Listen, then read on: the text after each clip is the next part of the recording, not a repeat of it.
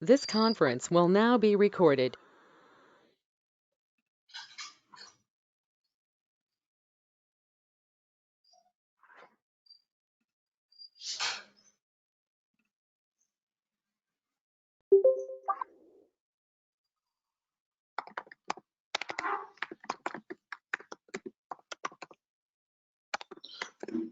So, any questions till yesterday, guys? How many guys actually practiced writing a Docker file?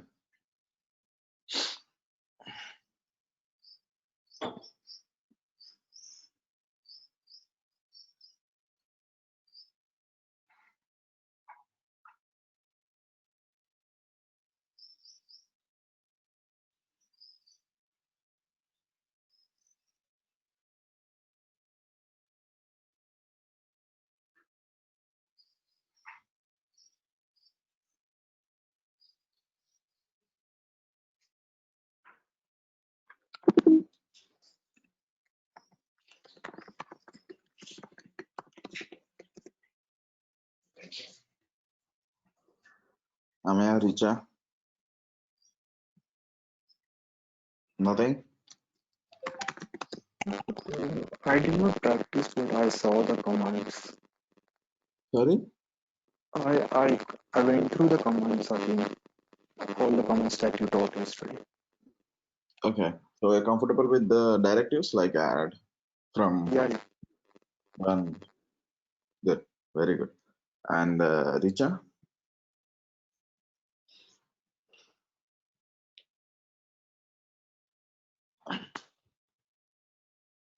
Richa, can you?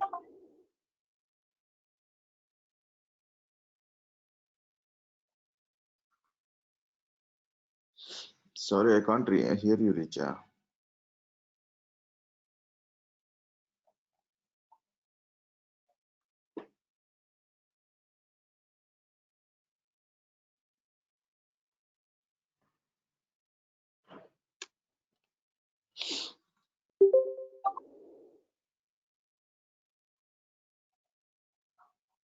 Amaya, were you able to hear Richa?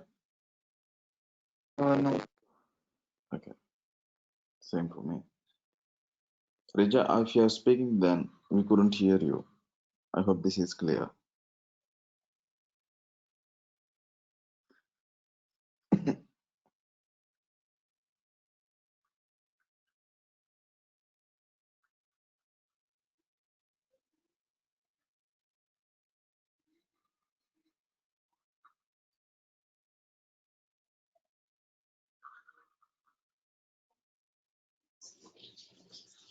Okay. I'm moving forward. Okay. Richa, if you have any questions, you can check your connection once and get back to me. I have a question regarding creating nodes in background file. Do you know the configuration setting for that? Which one? So you can create multiple nodes in like in a background file, right? Node 1, node 2, node 3, like multiple Multiple environments. in a Vagrant file, I can't create multiple environments. I can create multiple containers, but a single environment. Okay, okay. Uh, Means I'm saying about VM, multiple virtual machines we can create from a single background file. Yeah, that is what we're going to discuss. It's called Vagrant Compose. Okay, Okay. So first you need to understand what is Docker, okay, and you need to inside how you build a single container. Once okay, you couple of single containers, then we can write a complete Docker Compose. So today I have with me from which we can actually look into how to utilize a single container that you built by using another compose. Okay. okay, For okay, this, sure. okay. So for this, what we discuss is obviously called as Vagrant Compose. So basically, not Vagrant Compose, Docker Compose. Sorry. So Docker Compose. So basically, if you see, there is no Docker Compose.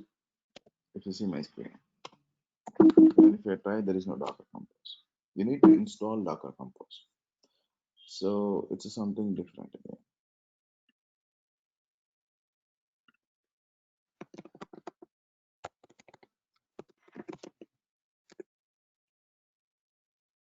See.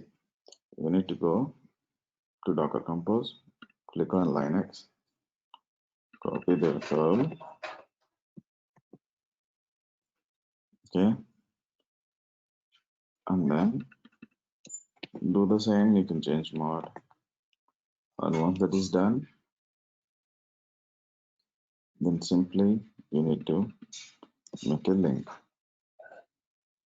or you can directly, since I directly changed it to local bin, okay, so I don't really need to make it. I can just type Docker. I can see Docker Compose. Okay, now this is a different service. It's not direct a single container Docker. It's a Docker Compose. Now let's go to our example. So I have an voting app. So what we're gonna do here, I'm gonna show you all the YAML requirements here. So don't worry, these are all what you call this code base. All you need to care really is this Docker Compose YAML file. Okay, so you're gonna write in YAML stack, and what I'm going to do is that I'm going to show you this Docker Compose, and then we're gonna discuss in detail.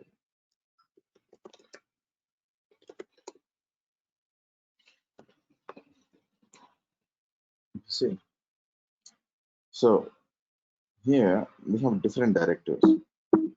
It's not same as in the Docker file.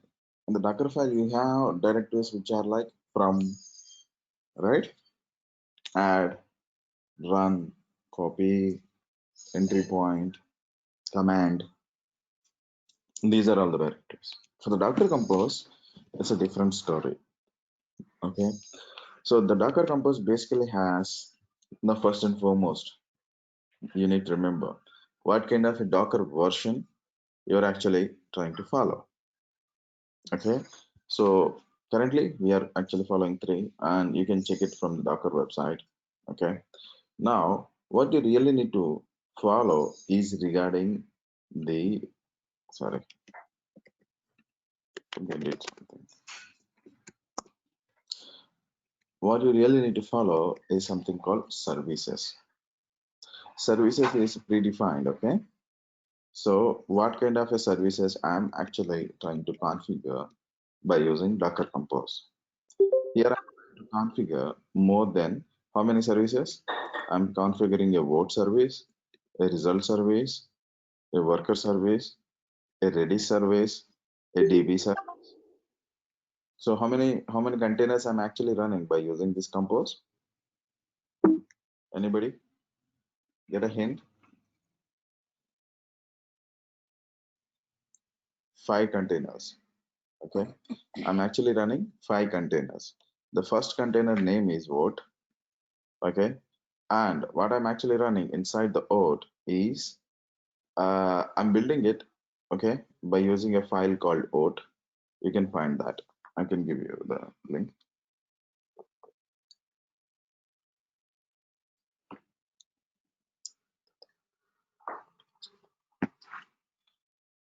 So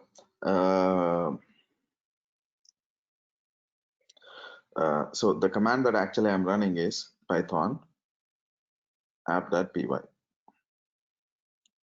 and the volume I'm actually mounting into this container is so these are all, it follows basic YAML syntax. So I hope you understand. Each service should actually have indentation. Indentation is really important. So here the indentation is out. So indentation for out, and then next indentation for build. So if you come across the whole file, you will find the common variables such as build, service. Services actually declare only one time, by the way. So build, command, volume, what port, and what network. Okay, so Docker has something called networks, right? So if you just type Docker network and inspect, you will find all the possible networks available in your Docker network. But these are all virtual network. So here, what I'm going to do, okay, I'm going to define my first, okay, first app or first container, okay, using build. So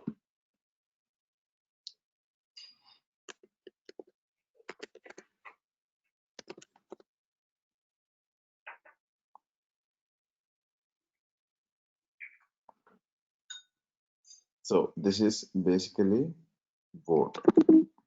Wait a second. Check inside the vote. Okay. So the build is vote. This is the directory name. Okay. Inside the vote, what I have a Docker file.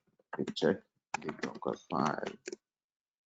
It's gonna say, hey, I'm going to create this particular image from the Alpine. Working directory is app. It's adding some files and installing something else like pip, and it is adding the whole directory called dot.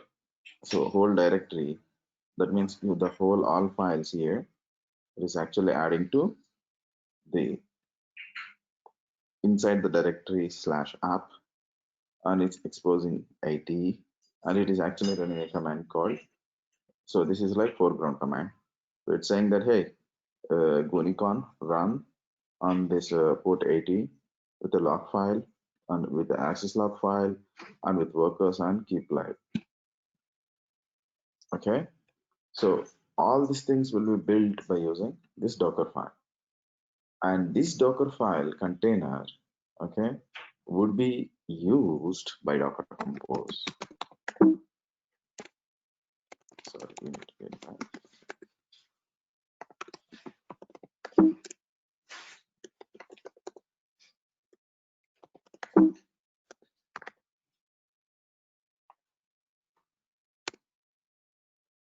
Okay, I hope this is clear now. Build means what exactly is going on. From current directory, go to this vote, which is a build directory, and build from there and run the command, okay, Python app py with a volume, okay, which is actually mapped to vote. So the volume is basically mapping this whole directory. So all the data that you actually is there is mapped to a volume called app. So what are volumes? Volumes are nothing but a persistent storage mechanism. So Docker cannot have writable, space, right? As we discussed initially. So Docker has something called volumes. Volumes are nothing but a persistent storage where the Docker will write to its host, not directly to inside the container. So it's like a mount.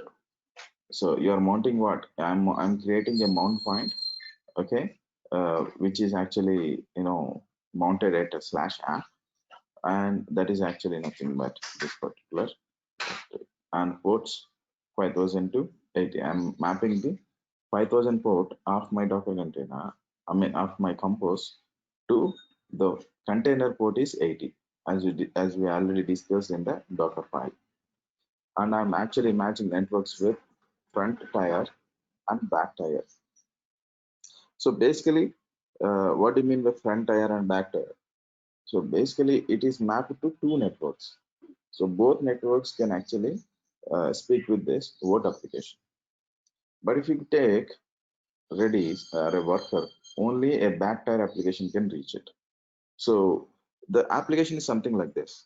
You have an app, but this app has some kind of a, what you call this, uh, uh, batch jobs, okay, which we basically executed by a worker.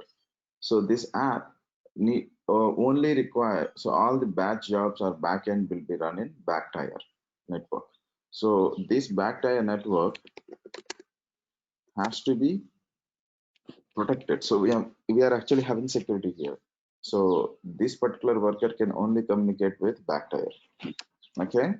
So, but this worker, okay, the context is built in the directory what dot worker.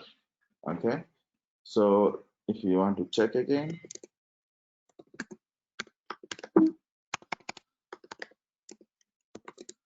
You see, again we have a Docker file. Okay, you can use any SDK, anything. Okay, this particular app utilizes, so it is basically developed based on .NET. Okay, so even though, so irrespective whether it is developed on .NET, Java, PHP, Python, uh, Ruby, Node, anything you call it, we have a container for that. So it is actually using a Microsoft container, .NET container SDK, and it is actually made a code repository, and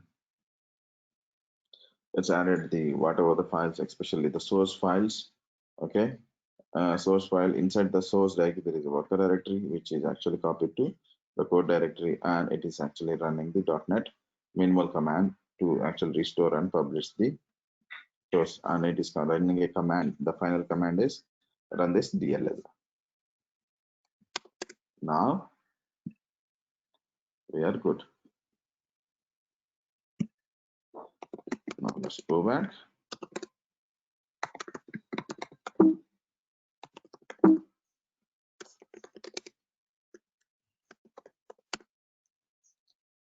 Okay, now we have a service called voting service. Now we have something called result. Okay, so result is basically the worker is basically depends on Redis and DB. That means this worker only create this worker Docker container only when you create Redis and DB containers. So it has to follow a sequence, right? You can't directly create worker because this is dependent on Redis and DB. Otherwise, this will get crashed. Once you get crashed, it's not going to self-repair, by the way. So you need to follow a particular sequence to make sure that everything is properly, deployed or orchestrated. So here, when it comes to Redis, the Redis is simple. It's taking Alpine image. Okay, the container name is Redis. That's how we're gonna see. And the port number it is actually gonna work is 6379, and the network is going to interact is only backtier. So the Redis is not at all speaking with front end. So from UI, you can't directly speak with it. Only via app, when app invokes, you will be able to speak with it. This is the actual very proper way of orchestrating. Now we have something called DB. Okay, what is this DB? DB is nothing but database, of course, we know it.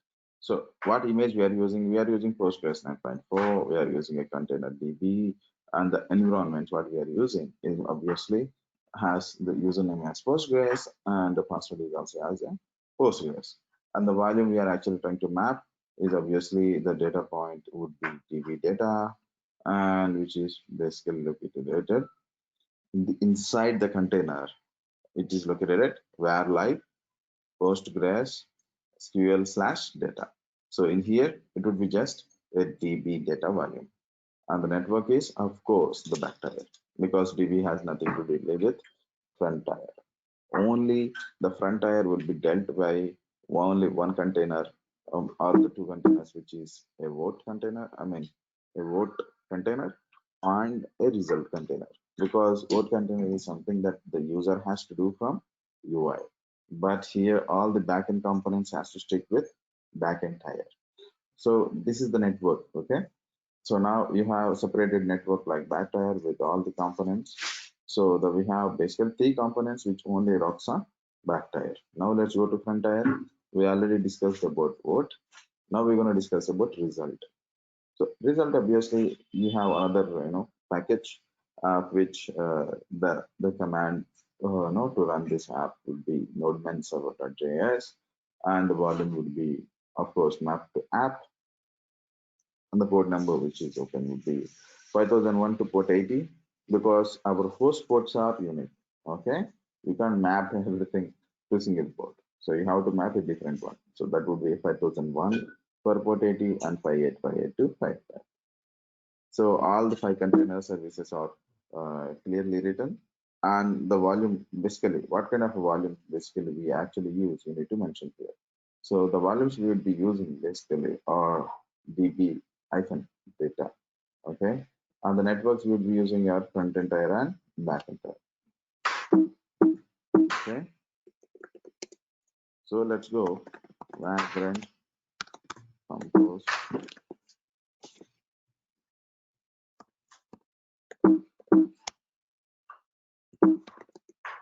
Sorry, Docker compose. You see, now when I created just networks, front end, network is created with a default directory. Backend the same, and also volume also the same. Now if you see the first container, uh, uh, which is obviously creation of a voting app. The voting app first actually downloaded the Python Alpine, and then it has actually added the work directory and it added the files, and it is running the pip, and pip is doing the remaining job. And once pip is done, added the app source code, and it is exposed port 80 now, and the command this is actually ran, and the whole complete container. The image is built and the image is already orchestrated. Image for service was built because it did not exist. To rebuild, you need to build again. Okay, so we didn't actually build, we directly ran. Okay, this is the simplest way to run. Now the same goes with the second container, which is result. Both are independent, they are not dependent. Okay, but after the result, you're not going to see the Voca node, but instead you might be seeing about RDS, sorry, this one, Redis. So this has been done. The node is 0, no problem.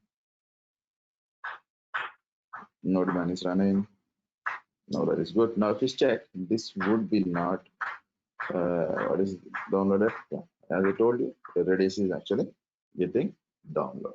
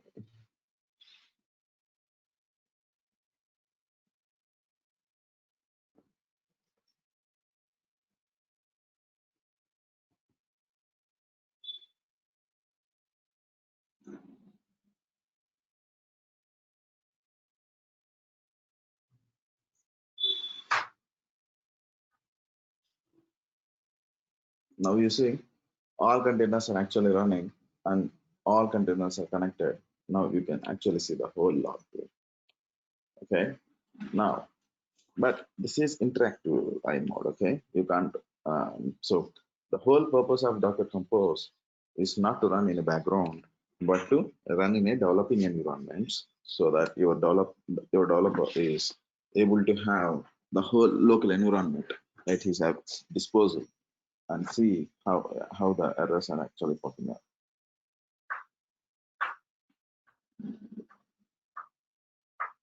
Now let me just rephrase.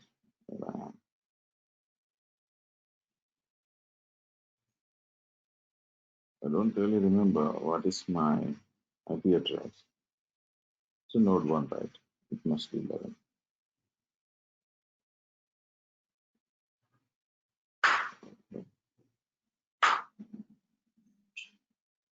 Let's go to 90. It should be 11.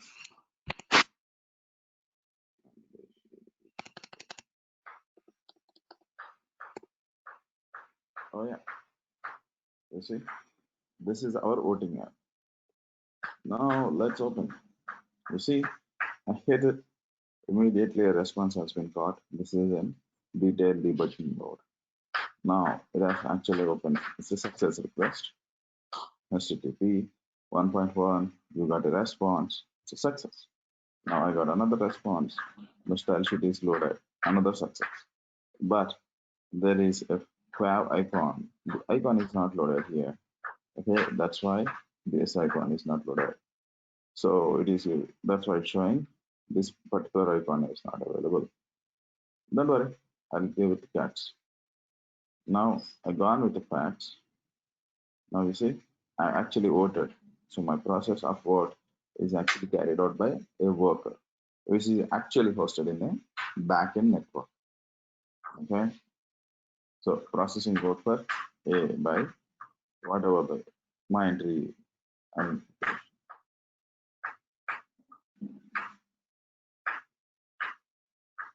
now I'm voting to B as well. Now you see processing by B for B, okay?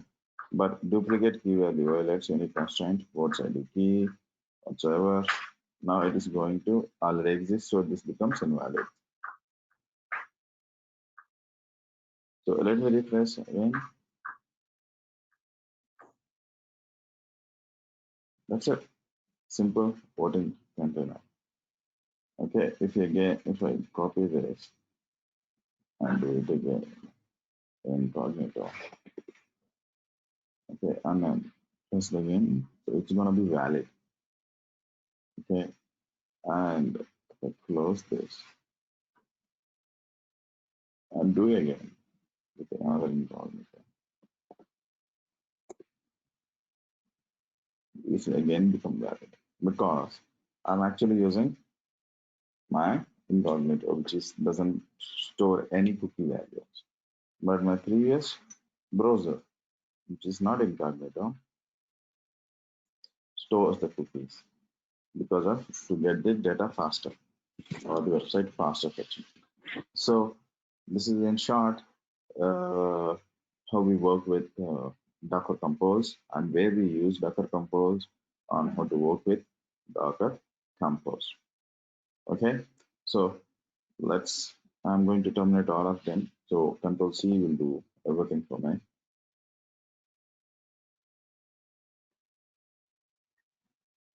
So it takes a bit of time. So let's hold on. Okay, the one thing you need to understand, you can't run all the containers like this because that might actually put a lot of load on your RAM and your CPU memory. So your whole system can slow down. Other than that, there is no harm in using it. Okay, so we are good with this. We discussed about Docker Compose. Any doubts with respect to Docker Compose, guys? You need to ask me now. So all the containers should have like a unique port to run simultaneously. Every container we can use same port, okay? Because container, but the host port that you're mapping, this is a host port, right? Whatever I 5000. So this is unique because I can have only one port. So let me show you what basically I'm actually talking about. Okay, when I say unique, let me make this up again.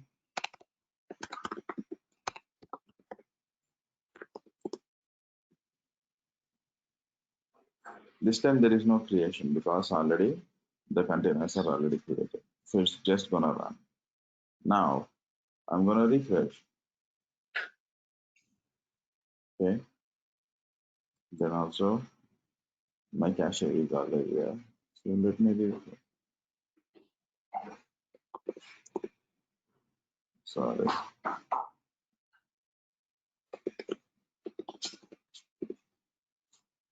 So now I just voted in cats. Okay. Now if I type 5,000, but not 5,000, but 1, I'm gonna get the result. You see, 75% of people have voted for cats, and only for dogs, only 25%. So both are two different UI items, right? One is getting inside, inserting the data, which is basically done by this UI. Okay, but one is actually fetching the data from DB. This is the same. Now you understand? Yes, I understood. Okay, that's good. So I'm gonna cancel this. You can also run this in the background, but that would be a stupid mistake if you run in a production environment. It doesn't make sense to run it in the background if you don't really want to look into their logs. You definitely need to look into their logs to find or to do troubleshooting. So that's about Docker Compose. Any doubts related to the same? I think I just spoke, right? Yeah, it's clear now. Okay. So anything else with respect to the same, Richa? No doubts. Great. Okay. So where else we are there? So Docker Compose is done. You will try to write one Docker Compose and find yourself, practice with it. Okay, don't expect that to be created in the first go. It will take a bit more time to get used to it. Okay. Now Docker Compose is done. So we have something called Docker machine. Okay, or orchestration of a Docker, which can be basically done by your Docker Swarm.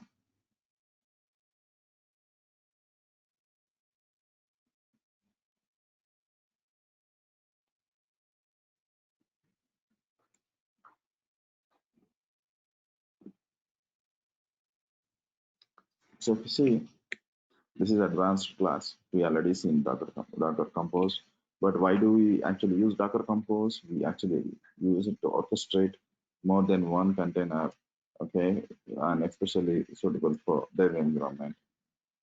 But Docker Swarm is different. Docker Swarm is a cluster component solution. What do you mean by a cluster component or cluster management service or a solution?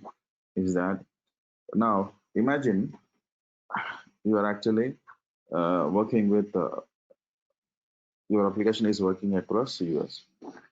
Now you have a huge amount of traffic. Well, one application with a 64 GB RAM and 128 GB memory is good, or several smaller scale. Let's say your application is CPU heavy. Okay, take that assumption. Okay, so your application is CPU heavy, and your application is being bombarded with a lot of hit requests. Now, what is the best suitable case scenario?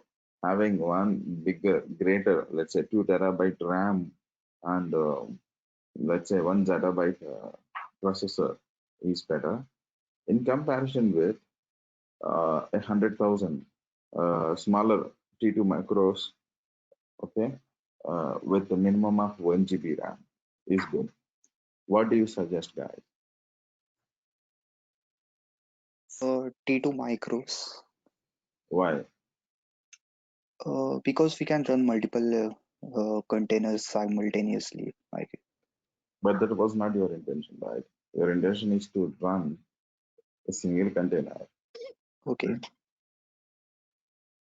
Now, what can be the basic requirement? So you told me a right answer, okay? Replacing T2 micro, but you didn't tell me that with the right perception in mind. That's what I'm asking you. Think about, get back to me. I will give you a minute.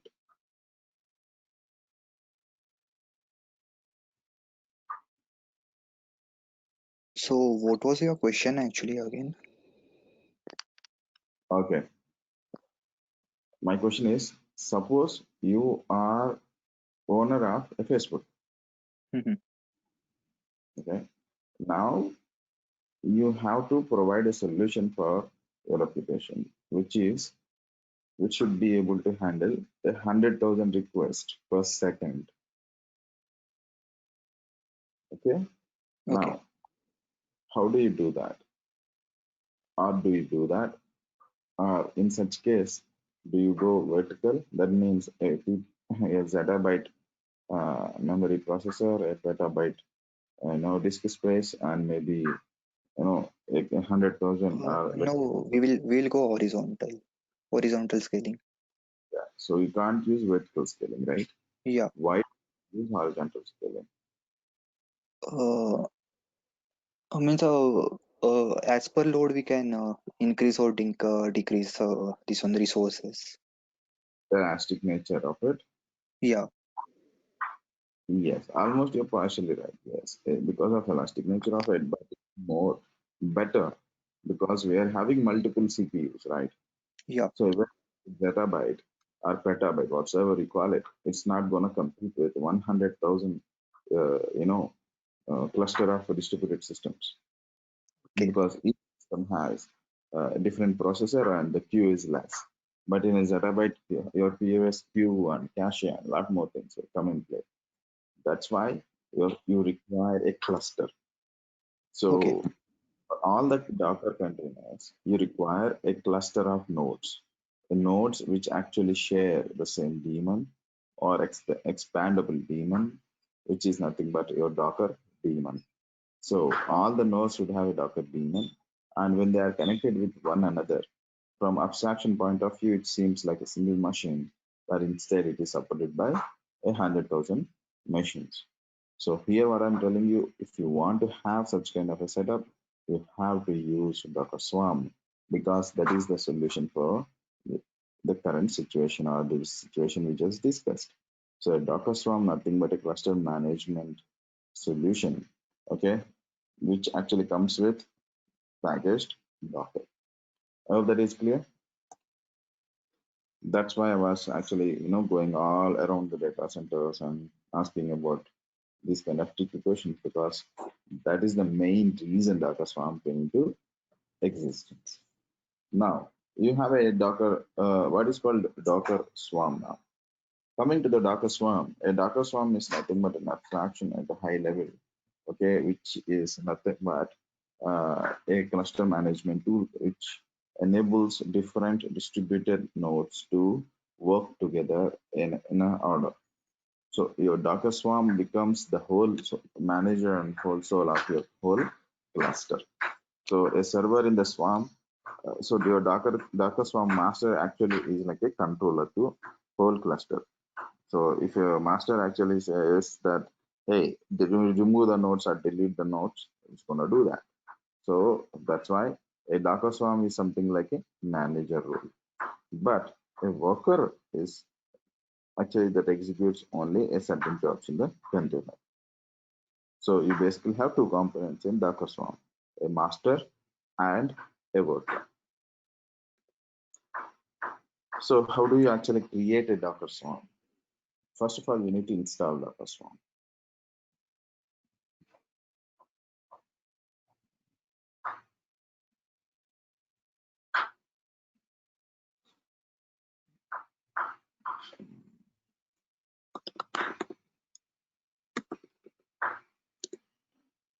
So when you say Docker Swarm, okay, first you need to install your Swarm.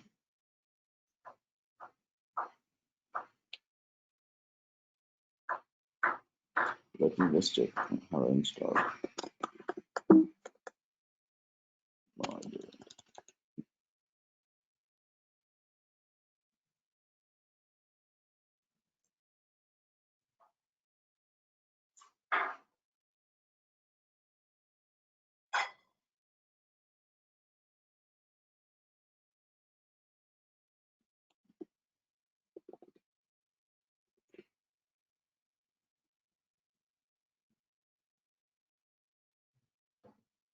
So this is a very good example. You can actually read through it. It is very detailed. Okay. So what we're gonna do, you need to have 3 hosts. Okay, not just one host, but in fact, I need to have 3 hosts. So here, my first host would be this node 1. Okay.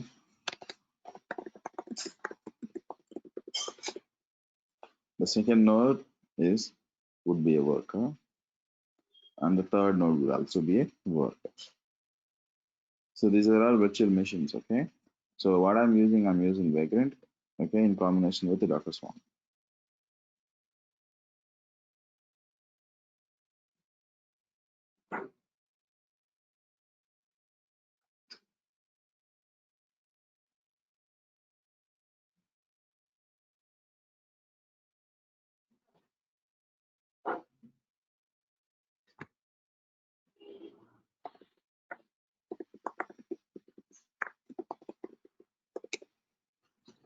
So I have to install Docker again inside and install Docker Swarm, and then run these commands.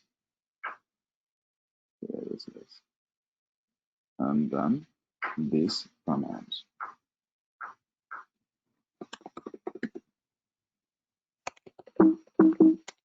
Okay, this is gonna take time. So we have just 10 minutes left. So I don't want to waste more time here. So I'm gonna get this whole application up and running tomorrow's class. Okay. But what I'm going to ask you is try to build a Docker Swarm by following this documentation. So I'll give you 5 minutes. Please go through this documentation of Docker Swarm setup, especially, and get back to me if you have any questions so that I can discuss right here, right now.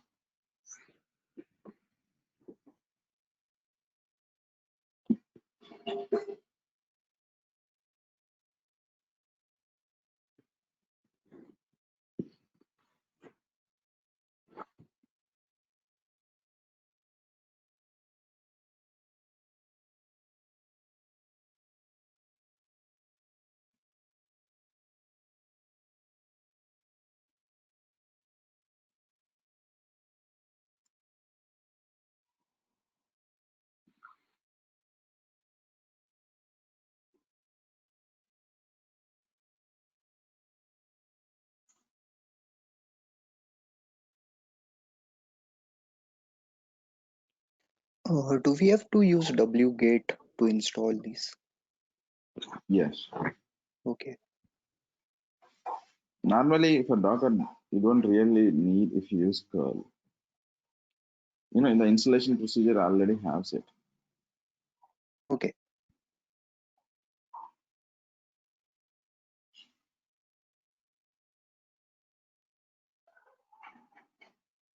So you need to install Docker engine, which is nothing but what is this?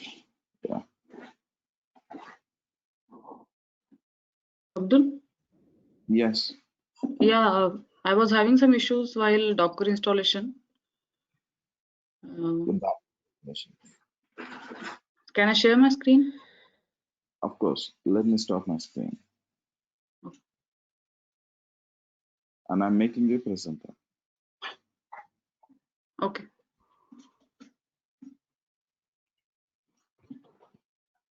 I did.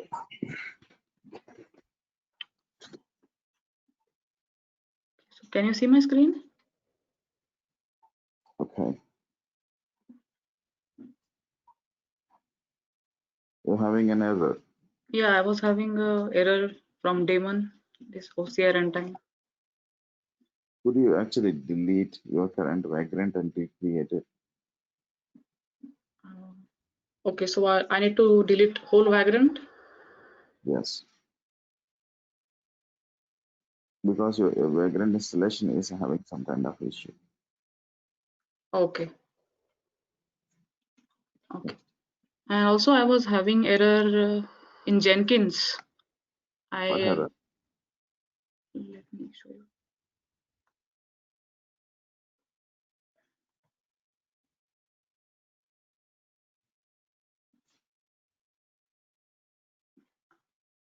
I tried to create simple project here, hello world. Can you actually open it for me? Can you see? Yeah, configure, open. Yeah. Okay, can you actually give me access permission? I will execute it right now. Okay. How can I? Yeah. How can I post? Request keyboard and mouse control. I just request, can you accept? Okay.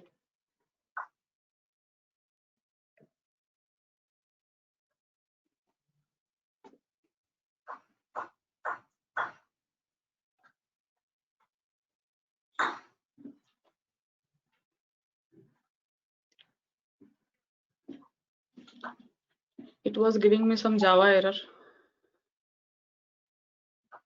Can you scroll down? It's becoming very slow. The control. Echo, you didn't install Java. I think. I mean, if you don't Yeah, install. actually Java 8 is required for it. Latest version of Java. Did you install Java? Yeah, I did. Okay, inside How state. can I? Yeah. Yeah, How can I check this on my local system? If Java is. Yeah. I'm checking. It's saying fatal. The execution is error. System cannot find the file specified. Cannot run program sh. Oh, you're running on your Windows system? Yeah. This is not gonna work because this is completely Jenkins runs on a shell script. Windows runs on PowerShell. You can't Okay. run so like this. Yeah. I think for Jenkins for Windows there is another version. If I just show you, there should be one.